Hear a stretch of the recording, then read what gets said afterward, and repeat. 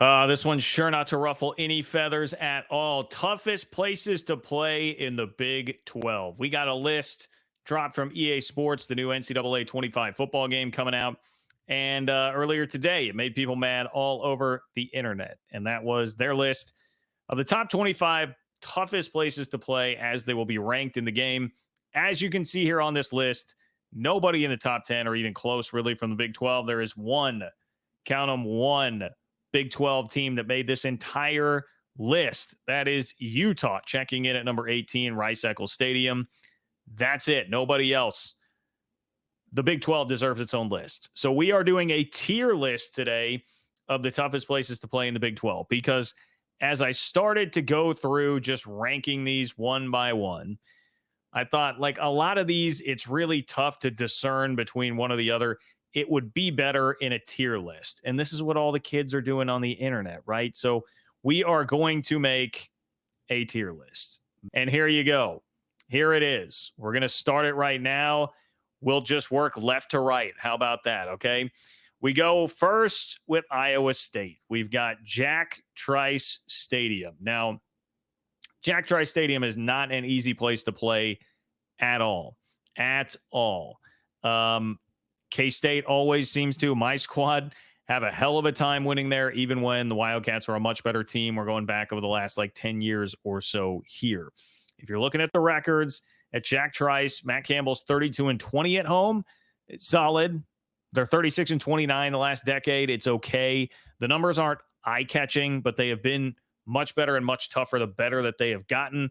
To me, Ames is kind of a biatch to go play at, man. That's going in the A tier. That's going in the A tier. And these tiers, the S is the highest, if you're unfamiliar here. S is the highest, A, B, C, D. S tier, I'm not putting S tier among college football elite.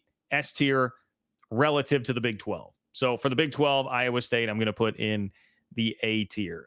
Arizona State, I was a little bit surprised by a couple things. One, why are we not calling it Sun Devil Stadium anymore? Mountain America Stadium? I mean, look, I know the answer to that. Same reason that this is about to be the All-State 12. I get it. But Arizona State's actually 39-22 in the last decade at home. That was better than I anticipated from them. Still, I don't think of it as a particularly tough atmosphere. I waffle between the B and the C for the Forks. I'm going to go C tier. I'm going to go C tier for Arizona State. Prove me wrong. Okay, prove me wrong, Sun Devils. No Jaden Rashada. Prove me wrong this year that it's still tough. Arizona. My debate here is it going C or D, man? They have a worse home record over the last 10 years than Arizona State at home, which I guess isn't really surprising. Arizona really struggled before Jed Fish showed up. But, the deciding factor for me is probably going to be that it's just called Arizona Stadium. It's a little boring. I just yelled about it being Sun Devil Stadium. Get a sponsor, Arizona. Get a sponsor. Now, you know what? I can't do that to the Wildcats. Bear down. I'll put them on the same tier, the C tier with Arizona State. We've got Baylor. All right, Baylor is tricky. McLean Stadium is a much nicer stadium than what they had before. I have spent time in both. I have attended games in both. Floyd Casey, the last time I was there, you guys know what happened. 2012, K-State lost their national championship hopes in Waco. I love the sailgating. McLean Stadium is gorgeous. It is beautiful. But it's just not that loud. It's pretty small. It's not that loud. Baylor's 37-25 at home the last 10 years. I don't know, man. It's, you know what? Because it's so nice and because Baylor, when they are good, I mean, they certainly are going to get more support. I'll put Baylor in the B tier. I think it probably deserves to be above Arizona and Arizona State. We come to BYU, man. Lavelle Edwards Stadium. Cougar Tails. I cannot wait to experience one of those later on this year when K-State travels there. But BYU's 44-17 at home the last 10 years, man. This is a sneaky good home environment because I feel like not enough people really talk about this. So I'm actually going to sneak BYU all the way up to the A tier, I think. I think they're there with Iowa State. That's not a place that you want to go have to play regardless of how good BYU is. You've also got the altitude factor coming in there for BYU. Respect to the Cougs. Folsom Field, another place that I've attended games. I called a couple of games there when I was doing student radio back in the late 2000s, early 2010s. Folsom Field is cool. I like it. A little bit old. Press box, from what I recall, could use some work. Maybe they've done some since then. Colorado has obviously not been impressive over the last decade. They're 27-30, but even last year, I mean, they were 2-4 at home under Coach Prime. The one thing you got to watch out for, man, is when you are in Boulder, when you are at that stadium, Folsom Field, you got to watch out for projectiles. The last time I was there, students put beer bottles under our tires because it had a K-State logo on the side of it. We had to take a university vehicle. So then when we backed out, it was like psh, psh, psh, all throughout the tires. Didn't make them flat, though. Colorado students take that. So there's a bit of an edge. There's a bit of an edge at Folsom Field. But right now, I can't do anything higher than the C tier. And honestly, it feels generous. I'm giving a little bit of a historical bump to the Buffs there. Houston, I'm sorry, man. Houston's going in the D tier. It belongs at the bottom. I don't have much more to say about it than that. If you look around, I mean, Dana Holgerson was complaining about fan support. They're 41-20 the last 10 years there.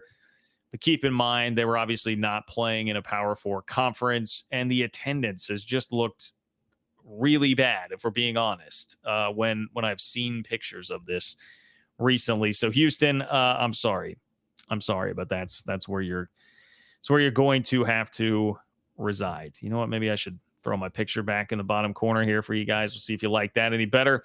All right. This is one I know very, very well. Bill Snyder Family Stadium. I have attended, I'm sure, well over 100 games here in this stadium throughout my life. I attended my first game at Bill Snyder Family Stadium when I was 1 year old. So I've been there a lot. I think as far as it goes relative to Big 12 competition, it belongs solidly in the A tier. And the debate for me would be between A and S, again, relative to Big 12 schools here. I'm going to temper and go down to A, okay? When it is loud, when it is rocking, man, it is a really, really difficult place to play, especially back in like Bill Snyder's heyday, Snyder 1.0, when it was the late 90s, early 2000s. That place probably belongs in the S tier from that time frame, and the S tier among college football. Like, it was that good. And I know you'll tell me like SEC stadiums, all that. It in its heyday back in the 90s and early 2000s was a phenomenal atmosphere. Like, you know, climbing 20-8 minus the COVID year. He's 20-8 at home. That was a really weird, goofy year for K-State where they had so many guys with COVID. I mean, they could barely field rosters and play. I'm cutting them some slack there. 20-8 minus the COVID year. They took down Oklahoma and Jalen Hurts in 2019. Huge upset. They're 45-21 over the last decade, which is pretty good. I mean, it's pretty good, but there have been a lot of opportunities where you felt like K-State was going to break through and really knock off an upper echelon team, and they have not been able to get it done at times there. It's just enough. I'm going to have to leave it on the A tier for the Cats. Kansas, just by default, look, Jayhawks, this is nothing personal. I promise you. By default, I'm going to have to go D tier here because you don't really have a stadium right now. Your stadium is currently torn down. It was bad before, certainly much better this past year. And for the K-State game, I know that atmosphere was crazy last year. It's gotten better, but it's just an incomplete, basically. What Kansas gets right now is an incomplete. It's a tough grade. You're just going to have to stick with a D. I'm not going to grade you with Arrowhead in mind, right? This is not Patrick Mahomes' like Arrowhead playoff game. Boone Pickens, that to me is a pretty quick, it's going up in the S tier. I have seen a lot of debate about this on Twitter today. Look, K-State has always struggled there, which, I mean, when I've been there, generally the environment has been pretty good. I've been there 5 or 6 times for K-State Oklahoma State games. I was there in 2011, which was a primetime game with like Kirk Herbstreit and company in tow at the game. It was 2 top 15 teams. Colin Klein versus 2011. That was like Brandon Whedon and Justin Blackman. I mean, there was a lot of star power out on the field in that game, and it was a 45-40.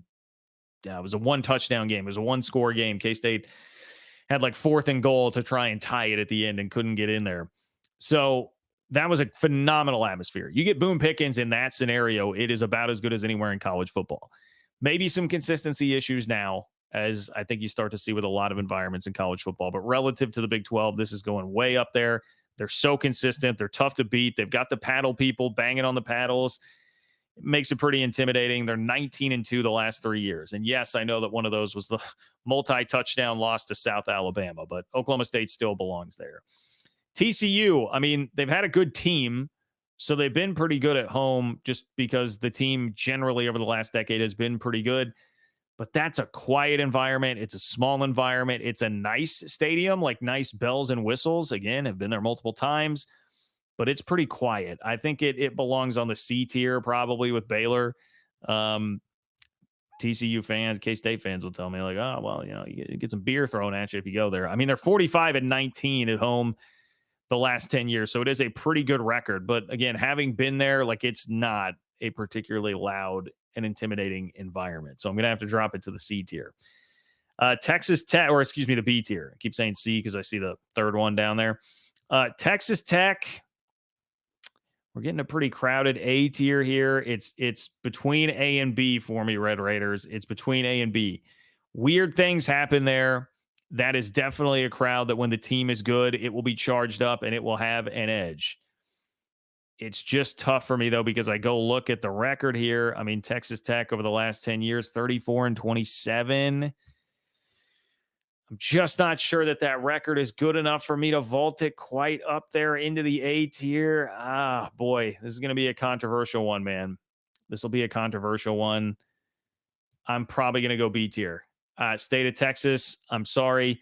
Texas Tech, I think this could very easily crawl up to the A tier. And Joey McGuire, if he does what it looks like he has the potential to do, if the play on the field starts matching up to the recruiting, Texas Tech will easily vault into the A tier because they have a tremendous fan base. I mean, go look at United Supermarkets Arena and you can see just how great of a home atmosphere Texas Tech can have. Like, we know that the fan base is there. There just hasn't been enough consistency in the winning, I think, for me right now to put it any higher than the B tier.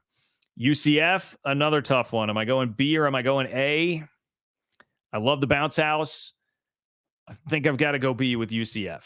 I think I'm going to have to go B. Bounce house, they're 48-15 in the last decade. But again, I will throw the caveat out there. Level of competition does have to be factored in here, right? That was not at the Power 4 level. So it's not really fair to compare it to those others there. I know that they just smashed Oklahoma State in a monsoon last year there, but UCF until I see a little more consistency in the Big 12 because, last year, a little rocky. Until I start to see more consistency in the Big 12 and more consistency with the fans being there, showing up, being loud, rowdy, etc. in Big 12 games, I've got to keep it on the B tier right now for UCF. But plenty of respect for the Knights program. That atmosphere, much like the program in general, has worlds of potential. Utah, that's an S tier. I mean, I would rank Utah and Rice-Eccles Stadium number one. They've earned that respect, guys. And I know that will make some Oklahoma State fans mad. It will make Big 12 fans mad who have been generally frustrated with what Utah fans have acted like on Twitter. But none of that really matters here. If we're objectively ranking these things, they're 30-2 at home the last 5 years. I mean, that stat, you got to start with that stat. Utah's 30-2 at home the last 5 years. They're 60-20 there since moving to the Pac-12 in 2011, which is pretty impressive when you're talking about jumping up a level there to be able to still have that kind of record. I don't think that's a place that anybody wants to go play. You've also got the altitude factor going in there. There's a ton working in favor of Rice-Eccles. So if there is going to be a highest ranked one in the Big 12, I think it has to be there.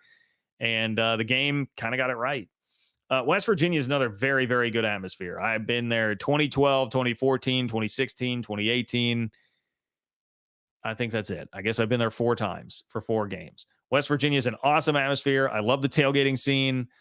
You've got all those places lined up on the hill and then the parking lot by the hospital. Like it's such a cool environment. I love Morgantown, the city. It's so unique and so different from anything else you typically see. And it's loud. It's rowdy and loud. I mean, they're out drinking moonshine in the parking lot. Like, they're going to be loud. One of the most surreal experiences I've ever had in a road stadium was 2012.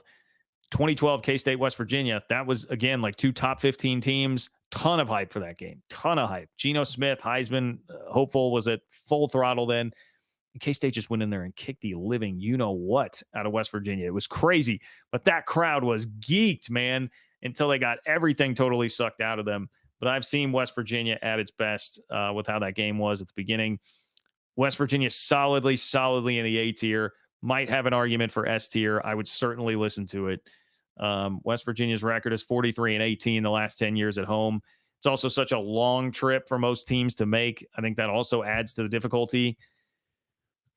It's close. It's really close. I can't quite do it. I can't quite do it, Mountaineer fans. Had to build some tension there. I can't quite do it. All right, emergency edit here. Okay, Cincy, I did not forget about you. It is the fact that this logo literally, like, it doesn't it just shows up as like all black. So when it was on the black background, I legitimately could not see it. I am not forgetting Nippert Stadium at all. And no, I saw a Cincinnati fan say on Twitter, we have not forgotten about the dominance that Cincinnati had at home before last year. Now, I know a lot of things have changed. Luke Fickell is gone.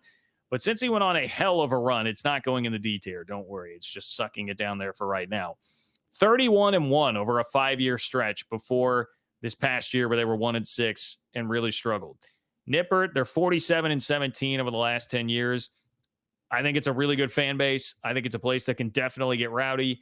I am not leaving behind Nippert Stadium here and thinking that it is what it was last year. I know it's easy if you're a Cincy fan to feel like you've been looked over a little bit in general in the league because you had a rough first year and there are new teams in the league and there are teams with star power projected at the top. I'm not forgetting about you here at all in these rankings. I think Nippert belongs solidly in the B tier. Some of that is going to be because we need to see what happens with the program moving forward. Are the Bearcats going to get back on their feet? Like, what is this going to look like? Because if you continue to have years like last year, fan support is just going to dwindle naturally. I mean, honestly, one of the few places in the Big 12 that really has supported a team really well at home, even when they've been pretty bad. That's why, there's maybe a debate whether or not Jack Trice should be up in the S tier because of the fan base. But Cincinnati, because of that, will land in the B tier for now. That is one that definitely has A or S tier potential if you get on another Luke Fickell-like run. Okay? So there you have it. There you have it. There is your definitive tier list in the Big 12. Argue about it. Fight about it in the comments. Tell me I'm an idiot. Let me know where I'm wrong.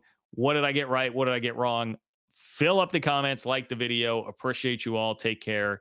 And I will talk to you soon.